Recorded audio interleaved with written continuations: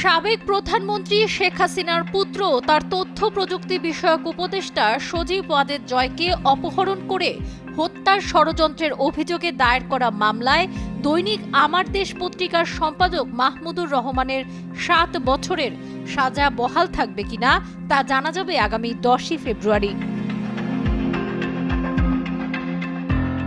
বৃহস্পতিবার দুপুরে ঢাকার চতুর্থ অতিরিক্ত মহানগর দায়রা জজ মোহাম্মদ ইব্রাহিম মিয়ার আদালতে শুনানি হয়। শুনানি শেষে রায়ের জন্য ১০ই ফেব্রুয়ারি তারিখ ধার্য করেন আদালত। গত বছরের ২৯শে সেপ্টেম্বর ঢাকার additional chief metropolitan magistrate Mahbubul হকের আদালতে আত্মসমর্পণ করে আপিলের শর্তে জামিন আবেদন করেন মাহমুদুর রহমান। শুনানি শেষে আদালত জামিনের আবেদন নামঞ্জুর করে তাকে কারাগারে পাঠানোর আদেশ দেন।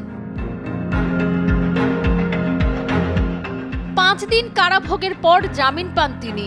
এর আগে ২০২৩ সালের ১৭ই আগস্ট ঢাকার তৎকালীন additional chief metropolitan magistrate Asaduzzaman Noor এ মামলার রায় ঘোষণা করেন। রায়ে সাংবাদিক শফিক রেহমান, দৈনিক আমার দেশ পত্রিকার সম্পাদক মাহমুদুর রহমান, মিজানুর রহমান ভূঁইয়া সহ ৫ জনকে ৭ বছরের কারাদণ্ড দেন আদালত। সজীব ওয়াজেদ জয় তাকে অপহরণের মামলা, অভিযোগটা ছিল যে আমেরিকাতে তাকে অপহরণ করে তাকে হত্যা করার জন্য যে ষড়যন্ত্র করা হয়েছে সেই ষড়যন্ত্র সম্পর্কিত মামলাটা ছিল।